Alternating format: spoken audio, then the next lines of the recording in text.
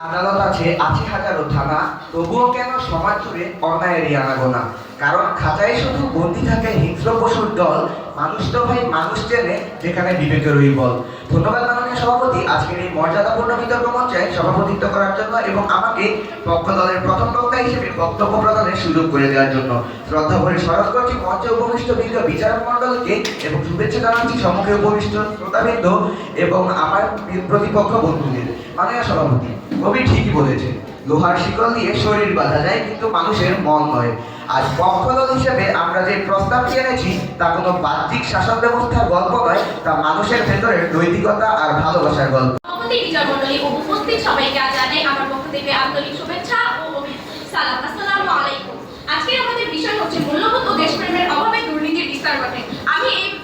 আমি এর বিপক্ষে সভাপতি। ধন্যবাদ মাননীয় বিচারপতি।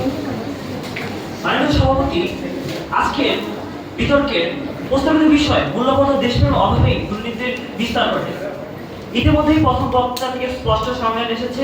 আমি কিছু ক্ষেত্রের মাধ্যমে পরিপূর্ণ উপস্থিত সবাইকে জানাই আমার সালাম। আসসালামু আলাইকুম। আমি আজকের বিতর্কে বিপক্ষে বক্তব্য মঞ্চে উপস্থিত দিব্য প্রতিপক্ষগণ, বিচারক মণ্ডলী ও সকলকে জানাই আমার সাদর সম্ভাষণ। মাননীয় সভাপতিকে জানাই আমার আন্তরিক ধন্যবাদ আমাকে এই মহান মঞ্চে বক্তব্য প্রদানের সুযোগ করে দেওয়ার জন্য।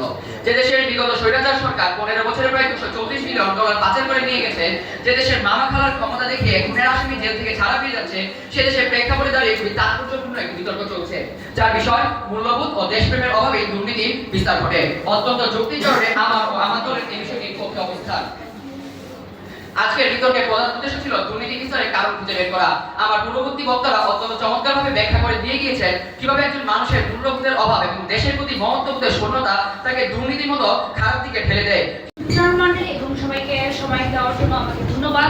সবাইকে আসসালামু আলাইকুম। আমি বিপক্ষ দলের দলনেত্রী ধন্যবাদ আমাকে এই মঞ্চে আবার বক্তব্য প্রদানের জন্য। প্রতিপক্ষের কাছ থেকে আমি একটি যুক্তিসঙ্গত বিতর্ক আশা করেছিলাম, কিন্তু অতি আশায় নিরাশ হলাম। তারা বারবার এরকম কিছু যুক্তি দেখিয়ে গেছেন যেগুলো আসলে যুক্তিহীন, ভিত্তিহীন। এবং আমার প্রিয় বন্ধুরা এবং শিক্ষকগণ সবাইকে আবার আমার জন্য সুযোগ করে দেওয়ার জন্য সবাইকে ধন্যবাদ। আমাদের পরবর্তী